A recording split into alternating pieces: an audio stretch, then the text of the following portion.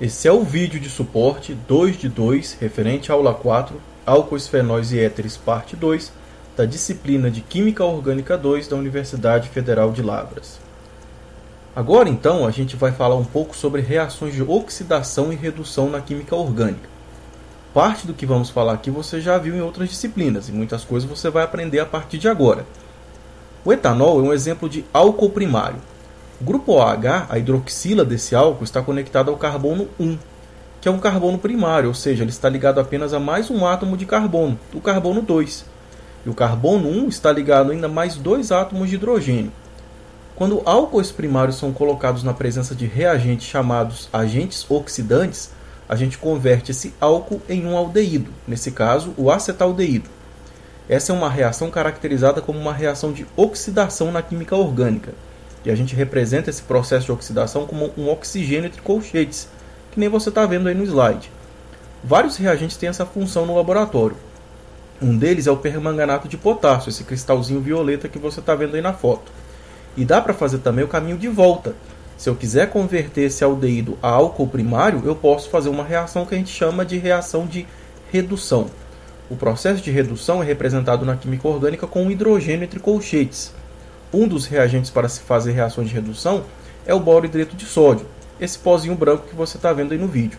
Mais para frente você irá conhecer com mais detalhes esse e outros tipos de reagente dessa mesma classe. Do mesmo jeito que eu consigo fazer um álcool primário se converter em um aldeído, eu também consigo continuar oxidando o aldeído até que ele se converta em um ácido carboxílico, nesse caso em específico, o ácido acético. O processo de redução, o caminho de volta, também é possível. Eu consigo converter no laboratório um ácido carboxílico em aldeído se eu utilizar um agente redutor, se eu fizer uma reação de redução. O que eu quero que vocês observem nesse esquema reacional é o seguinte. Vamos olhar para a molécula de etanol, o álcool, esse aqui. Olhe para o carbono 1. No começo, esse carbono estava fazendo uma ligação com o átomo de oxigênio e duas ligações com átomos de hidrogênios. Quando eu olho para esse mesmo carbono 1 do aldeído, que é o carbono que sofreu a reação, eu percebo que agora eu tenho duas ligações com átomo de oxigênio e uma ligação com átomo de hidrogênio. Duas ligações com oxigênio, pois uma ligação dupla são duas ligações. Ou seja, na hora que esse carbono 1 sofreu oxidação, o número de ligações que ele faz com o átomo de oxigênio aumentou, mas o número de ligações que ele faz com o átomo de hidrogênio diminuiu. Quando eu olho esse aldeído sendo oxidado a um ácido carboxílico, agora esse carbono 1 do ácido carboxílico está fazendo 3 ligações com átomos de oxigênio e nenhuma ligação com hidrogênio. O que eu quero que você perceba é que no processo de oxidação, o número de ligações que um determinado carbono faz com o oxigênio vai aumentando, enquanto o número de ligações que esse mesmo carbono faz com o hidrogênio vai diminuindo. Agora, no processo de redução é o contrário. Quando eu parto de um ácido carboxílico e vou para o aldeído, o número de ligações com o hidrogênio aumenta, enquanto o número de ligações com o oxigênio diminui. Quando o aldeído vai se converter a um álcool primário, o número de ligações do hidrogênio com o hidrogênio aumenta, enquanto o número de ligações com o oxigênio diminui. E essas duas coisas são opostas uma da outra. No processo de oxidação, o número de ligações com o oxigênio aumenta e o número de ligações com átomos de hidrogênio diminui. E na redução é o contrário. O número de ligações com hidrogênio aumenta e o número de ligações com oxigênio diminui. E por que essas duas coisas são opostas? A gente não vai aprofundar na parte de mecanismo dessas reações na aula de hoje, mas só com isso já ajuda a gente a prever algumas coisas. Olha só. Agora vamos olhar um álcool secundário, o álcool isopropílico. O carbono 2 dessa molécula pode se oxidar. Ele está ligado a um átomo de hidrogênio e está fazendo uma ligação com o átomo de oxigênio. Se eu colocar esse álcool secundário no laboratório em condições de oxidação, ele se converte em uma cetona, nesse caso a acetona. O caminho de volta é possível por uma reação de redução. Mas agora, quando eu olho esse carbono 2 acetona, está vendo que ele não tem mais nenhum átomo de hidrogênio? Se um átomo de carbono não tem mais átomos de hidrogênio ligados, significa que esse átomo de carbono não pode mais ser oxidado. Uma cetona pode ser reduzida a um álcool secundário, mas uma cetona não pode ser oxidada porque esse carbono 2 não tem mais átomos de hidrogênio para trocar por ligações com átomo de oxigênio. Por fim, um álcool terciário, o álcool terquibutílico. O carbono 2 dessa molécula não está ligado a nenhum átomo de hidrogênio, só átomos de carbono, os carbonos 1, 3 e 4. Nós vimos que, para oxidar, um carbono precisa estar ligado a átomos de hidrogênio. Isso significa que, no laboratório, um álcool terciário não pode sofrer reações de oxidação. Para oxidar, um carbono deve estar ligado a átomos de hidrogênio.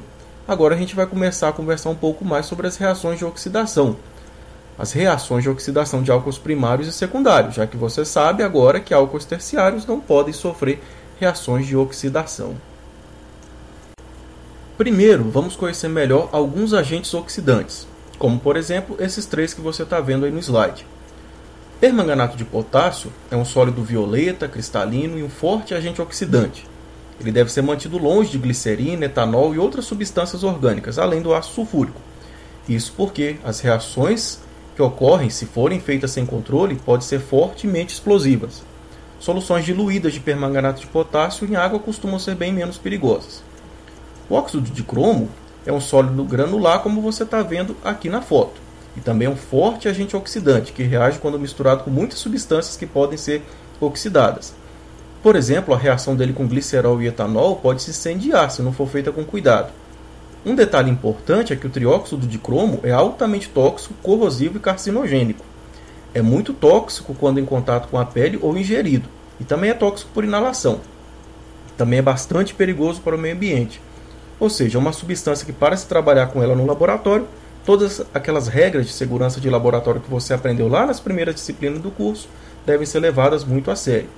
E por fim, o dicromato de potássio, que é esse sólido cristalino com essa cor laranja avermelhado muito forte e vibrante. É um agente oxidante forte e também apresenta os mesmos riscos e perigos que o óxido de cromo. Para fazer as reações de oxidação, você precisa misturar um desses compostos com ácido sulfúrico. Por exemplo, o dicromato de potássio e ácido sulfúrico.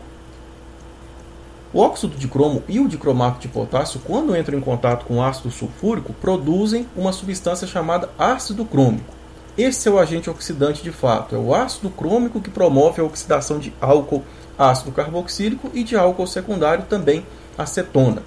Nós não estamos preocupados com o mecanismo de reação nesse momento, mas se você quiser dar uma olhada nele, você pode consultar o nosso livro-texto, o Solomos.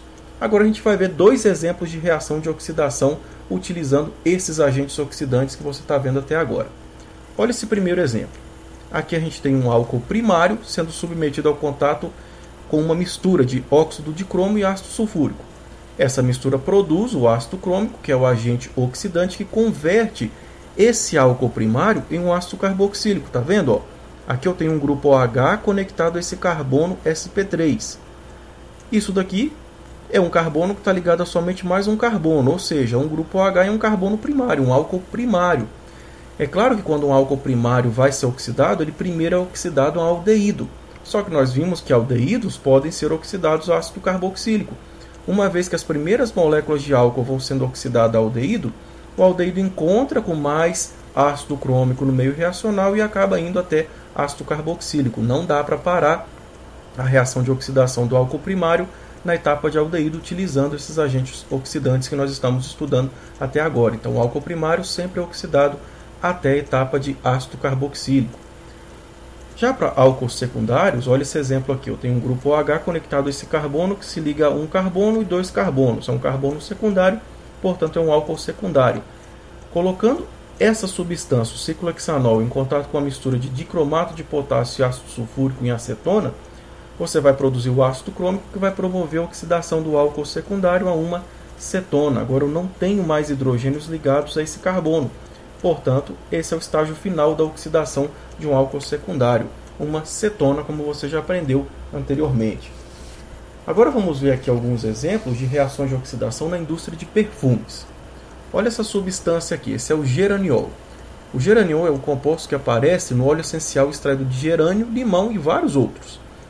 Ele é um óleo incolor, na verdade levemente amarelado, e possui um cheiro semelhante a rosa e é bastante usado em perfumes. Também é usado na indústria alimentícia como realçador de sabor. Já o ácido gerânico, que é o produto da reação de oxidação dessa substância com dicromato de potássio e ácido sulfúrico, que tem essa estrutura que você está vendo aqui, já esse aqui é um antisséptico, um antimicrobiano. as propriedades do composto mudam completamente. Ó. Tá vendo? O que aconteceu aqui? Eu tinha aqui um álcool primário. Nós sabemos que álcool primário, quando em contato com agentes oxidantes, eles acabam se convertendo em ácido carboxílico. É isso que eu vou esperar de vocês nesse momento. Você conseguir prever a estrutura do produto em função da reação, em função do reagente que eu estou colocando em contato com esse álcool. Vamos ver um segundo exemplo. Já essa substância aqui agora é o isopulegol. O isopulegol é extraído de capim-limão, e tem um aroma refrescante, semelhante ao de menta. Quando você pega essa substância extraída do capim-limão e coloca ela em contato com dicromato de potássio e ácido em acetona, você vai promover, como nós sabemos, uma reação de oxidação. Mas isso é um álcool secundário. Álcool secundário, ao contrário de álcool primário, que é oxidado ácido carboxílico, álcool secundário é convertido a acetona. Nesse caso aqui a gente converte o isopulegol a isopulegona. Já essa substância aqui tem um aroma de hortelã, meio misturado com outras ervas. Também é muito utilizado pela indústria de aromas, seja alimentício ou cosméticos. E por fim, a última classe de substâncias que vamos conversar na aula 4 são os compostos fenólicos. Fenol é o composto fenólico mais simples que existe. O fenol é esse cristalzinho que você está vendo aqui. O fenol é um importante reagente na indústria química e serve como material de partida na obtenção de muitos produtos que a gente usa no dia a dia. Entretanto, ele é bem corrosivo e bastante irritante. Ele é potencialmente fatal se ele for ingerido, inalado ou mesmo absorvido pela pele. Causa queimaduras bem graves e afeta o sistema nervoso central, o fígado e os rins. Ou seja, é uma substância que se exige cuidado para se trabalhar no laboratório. Mas o fenol não é o único composto fenólico que existe. Qualquer substância que tenha uma hidroxila conectada diretamente ao anel aromático, que nem você está vendo aqui, ó, um grupo OH ligado diretamente ao sistema cíclico, um anel aromático. Qualquer substância que tenha essa unidade estrutural vai ser caracterizado como um composto fenólico. Vamos ver aqui alguns outros exemplos além do fenol. BHT ou hidroxitolueno butilado é um composto fenólico. Dá uma olhada aqui, ó, um grupo OH, uma hidroxila conectado diretamente a um anel aromático. Está aqui a unidade estrutural que caracteriza esse composto como um composto fenólico. Aqui nas duas posições em orto em relação ao grupo OH eu vejo um grupo térquibutil, aqui na outra posição orto outro grupo térquibutil e aqui um grupo metil. O BHT é um composto orgânico com propriedades antioxidantes, muito utilizado como aditivo alimentar e conservante para cosmético, remédio, combustível, borracha e vários outros. O triclosan já é um agente bactericida. Ele tem um cheiro levemente adocicado. É muito usado como antisséptico e também como conservante em alguns cosméticos. É encontrado principalmente em medicamentos, sabonetes, loções, desodorante e cremes dentais. Também é eficaz contra fungos e bolores. O uso dessa substância em particular levanta polêmica quanto à sua segurança.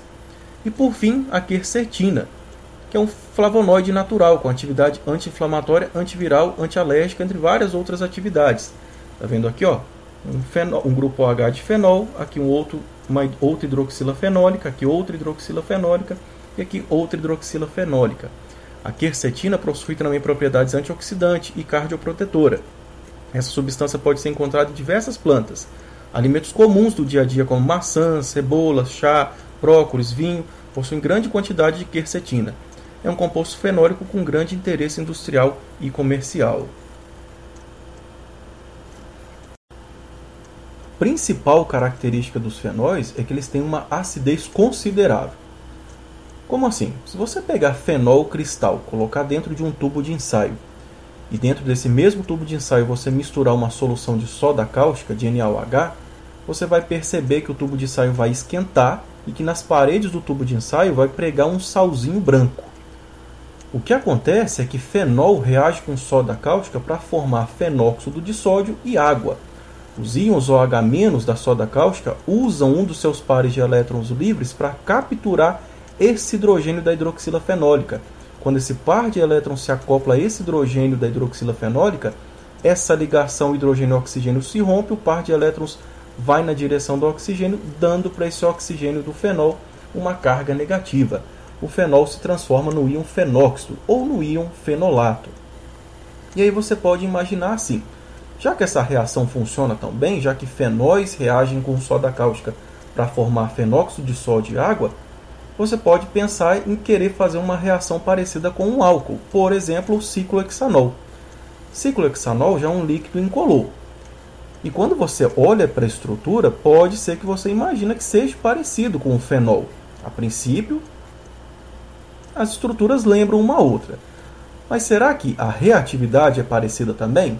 Então, se você colocar ciclohexanol num tubo de ensaio e misturar com uma solução de soda cáustica, você pode imaginar, vai acontecer igual. O par de elétrons da hidroxila vai capturar esse hidrogênio da hidroxila do álcool, romper a ligação hidrogênio-oxigênio, colocando a carga negativa nesse oxigênio, fazendo aparecer um alcóxido.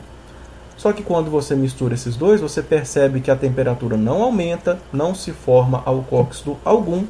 Na verdade, essa reação não é favorável. Um alcóxido em água, o que acaba acontecendo é a reação contrária. Se algum alcóxido for formado e ele encontrar água, ele vai acabar capturando um dos hidrogênios da água para formar de volta a soda cáustica e o etanol. Por alguma razão, esse equilíbrio é desfavorável para formar o íon de oxigênio, o alcóxido e água.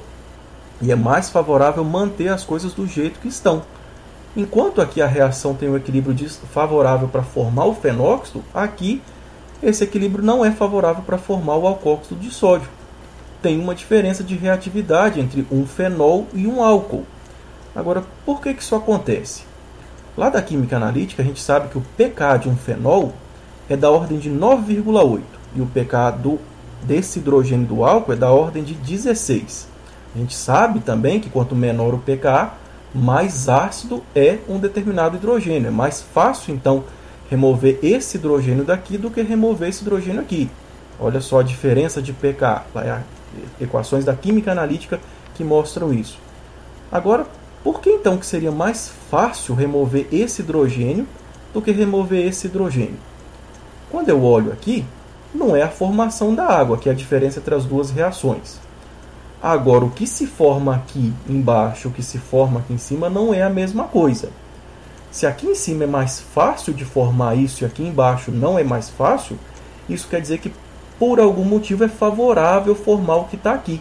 Por algum motivo aqui nós temos estabilidade, enquanto aqui não. O alcóxido de sódio não tem a mesma estabilidade que o fenóxido de sódio tem por algum motivo. E a princípio isso parece estranho, porque aqui eu estou vendo carga negativa no oxigênio, carga negativa no oxigênio. Mas dá uma olhada aqui no carbono vizinho ao oxigênio que tem uma carga negativa. Isso é um carbono sp2. Aqui é um carbono sp3. Isso é um anel aromático. Isso é um sistema cíclico saturado. Então, não é exatamente a mesma substância. Nós não estamos falando do mesmo íon. Por que isso daqui seria estável e isso daqui não teria a mesma estabilidade que isso daqui? A gente sabe que para formar alcóxido, não é misturando com soda cáustica que eu vou formar alcóxido. A gente já aprendeu que para formar alcóxido eu preciso submeter ele ao contato com sódio metálico para fazer uma reação de simples troca, uma reação de óxido-redução. Agora, então, vamos focar a atenção aqui. Por que o fenóxido de sódio seria tão estável? O que explica a estabilidade dessa substância aqui? Por exemplo, o fenóxido de sódio, que é esse pozinho branco, esse salzinho branco que você está vendo aqui. Vamos dar uma olhada aqui na estrutura. O oxigênio do fenóxido está com carga negativa porque ele tem 3 pares de elétrons livres e apenas uma ligação. Isso dá para o oxigênio uma carga negativa. Esse par de elétrons veio da ligação que foi rompida com o átomo de hidrogênio, quando a reação com a base aconteceu. Esses pares de elétrons estão em orbitais 2p. Quando eu olho para o carbono vizinho, essa ligação dupla aqui é feita por uma sobreposição lateral de orbitais 2p também. Eu tenho um orbital p aqui e um orbital p aqui. Esses pares de elétrons, então, um deles vai estar de frente para esse orbital p. Como esses pares de elétrons, um deles vai estar de frente para o orbital 2p, um desses pares de elétrons pode se sobrepor com o orbital p desse carbono e formar uma dupla aqui. Quando uma dupla se forma aqui, o par de elétrons dessa dupla se rompe e vai na direção desse carbono na posição orto. Como assim? Então, se eu tenho pares de elétrons livres que podem se alinhar a essa ligação dupla, o que acontece é que esse par de elétrons pode se sobrepor ao orbital p desse carbono e formar uma dupla nessa posição. Tá vendo? O par de elétrons que estava aqui formou essa dupla carbono-oxigênio. Quando esse par de elétrons vem para cá e forma uma dupla com o orbital P desse carbono, o par de elétrons dessa ligação se rompe e vai na direção do carbono orto, agora ficando no orbital P também aqui nesse carbono. Esse par de elétrons está no orbital P que está de frente agora para essa ligação dupla também. Eu tenho aqui um orbital P que está de frente para o par de elétrons desse orbital P. Isso significa que esse par de elétrons pode formar uma dupla com esse carbono. Está vendo? Esse par de elétrons dá origem a essa ligação dupla, enquanto essa ligação π se rompe e vem na direção do carbono que está aqui na posição para, dando para ele uma carga negativa. E essa carga não precisa ficar estacionada nesse carbono. Olha o que eu tenho aqui também. Uma ligação dupla, dois orbitais P lateralmente sobrepostos. Então eu tenho um orbital P aqui de frente para esse par de elétrons também no orbital P. Esse par de elétrons pode se sobrepor a esse orbital formando uma dupla, enquanto essa ligação π se rompe e vai na direção desse carbono em orto. Mesma história, o par de elétrons está de frente aqui para outra ligação dupla. Ele não precisa ficar aí localizado. Ele pode formar uma dupla nessa posição, quebrar essa ligação π. O par de elétrons dessa ligação volta para o oxigênio e volta a ter o primeiro contribuinte de ressonância. O que você está vendo aqui são 4 contribuintes de ressonância. É por isso que é tão fácil remover o hidrogênio de uma hidroxila fenólica, porque a carga negativa não fica localizada no oxigênio. Essa carga negativa vai se deslocalizar por ressonância no anel aromático, nos 2 carbonos que estão na posição orto e no carbono que está na posição para. Você vai ver no aprofundamento na apostila que quando você tem grupos retiradores de densidade eletrônica nas posições orto e na posição para, o fenol fica ainda mais ácido, é ainda mais fácil remover esse hidrogênio, porque grupos retiradores de densidade eletrônica aqui, aqui e aqui vão ajudar a estabilizar essa carga negativa, essa carga negativa, essa carga negativa. Então você vai ler isso depois na sua apostila, do mesmo jeito que grupos doadores de densidade eletrônica vão fazer o contrário. Se você tiver aqui nessas posições orto e para grupos que doam densidade eletrônica, aí nesse caso o fenol vai se tornar menos ácido, justamente porque grupos que doam densidade eletrônica vão ajudar a, na verdade, desestabilizar essa carga negativa que a gente está vendo aí. Olha um exemplo de aplicação industrial dessa reação ácido-base. Existe uma substância chamada ortofenilfenol.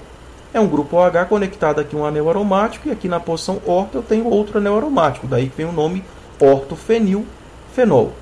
Quando você mistura essa substância com hidróxido de sódio, nós já sabemos que esse hidrogênio tem características ácidas. Esse hidrogênio é suficientemente ácido para ser removido por uma base forte como o hidróxido de sódio. O hidróxido de sódio remove, então, o grupo OH remove esse hidrogênio, quebra-se a ligação oxigênio-hidrogênio, colocando aqui uma carga negativa nesse oxigênio. Essa reação vale a pena porque eu tiro uma carga negativa localizada em cima de um átomo de oxigênio e agora essa carga vai poder se distribuir, se deslocalizar por ressonância, tanto nesse anel aromático como nesse anel aromático. Essa substância aqui é chamada de ortofenilfenolato de sódio. É um sal que você pode preparar soluções, ele é muito utilizado como desinfetante e como inibidor do crescimento de fungos. É por isso que ele é muito utilizado no tratamento de frutas e verduras no período de pós-colheita, para que dê tempo para que os produtos cheguem à prateleira e até o consumidor sem se contaminar com fungos e bactérias. E por último, os fenóis também podem ser utilizados na síntese de Williamson de éteres. Olha esse exemplo aqui. Quando você pega fenol, mistura em um primeiro momento com uma solução de hidróxido de sódio e depois mistura com, por exemplo, essa substância, que é chamado de cloreto de alila, você acaba produzindo esse éter, chamado de alilfeniléter. Agora, o que aconteceu aqui? Por que essa reação funciona? Se no primeiro momento você mistura fenol com hidróxido de sódio, o que acontece é o que você acabou de aprender. O íon OH- remove o hidrogênio do fenol para formar o ânion fenolato. Essa reação vale a pena porque agora o fenolato se estabiliza por ressonância no anel aromático. Uma vez que você coloca agora o íon fenolato em contato com um haleto de alquila, essa ligação carbono-cloro é uma ligação polarizada na direção do cloro, já que ele é um átomo mais eletronegativo. Eu tenho aqui então um carbono primário desimpedido estericamente com uma carga positiva. Carga positiva vai atrair carga negativa. Quando eles se aproximarem, o fenol, o ânion fenolato, vai usar um dos seus pares de elétrons para se acoplar a esse átomo de carbono por uma reação SN2. Ao mesmo tempo que o oxigênio se acopla a esse carbono, do outro lado o cloro sai como grupo abandonador na forma de um cloreto. Essa reação vale a pena porque eu tiro a carga negativa de um átomo de oxigênio, um átomo pequeno lá do segundo período, e coloco ela num átomo de cloro, um átomo maior, mais polarizável, mais capaz de acomodar a carga negativa. Isso vale a pena mesmo que antes essa carga estivesse deslocalizada por ressonância. Repara que essa é uma reação muito mais fácil de se fazer do que a síntese de Williamson com álcool. Ao contrário de álcool, que eu precisava de sódio metálico para formar o cóxido, aqui basta eu misturar o fenol com uma solução de hidróxido de sódio, soda cáustica, que eu já formo o reagente que vai reagir com haleto de alquila para formar o éter final.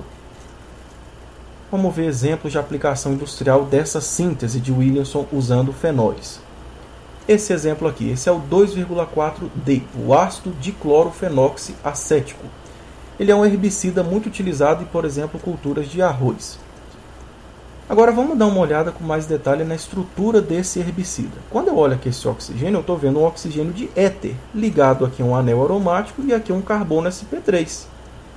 Se esse oxigênio de éter está conectado a um anel aromático, antes de formar esse produto, ele poderia ter sido um fenol. E, de fato, os reagentes que são utilizados na síntese do 2,4-D é o 2,4-diclorofenol, que você está vendo aqui, e o ácido 2-cloroacético. Agora, como que essa síntese é feita, então, na indústria? Como que se obtém o 2,4-D? Essa é a rota de síntese desse herbicida. Primeiro você começa com esse reagente, o 2,4-diclorofenol.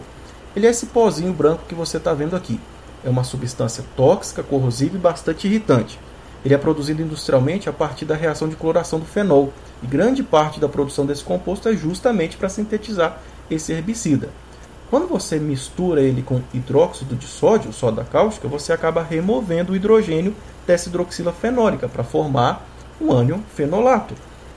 Isso é favorável porque agora essa carga negativa vai se estabilizar por ressonância aqui no anel aromático. Numa segunda etapa, se você mistura agora esse ânion fenolato com o ácido 2-cloroacético, você vai acabar promovendo uma síntese de Williamson. O ácido 2-cloroacético é esse cristal branco que você está vendo aqui. Ele é a matéria-prima para, por exemplo, a carboximetilcelulose, assim como vários outros pesticidas, corantes e fármacos. Uma curiosidade é que o ácido cloroacético é usado diretamente no tratamento de verrugas, naqueles pointers que você tem em farmácias.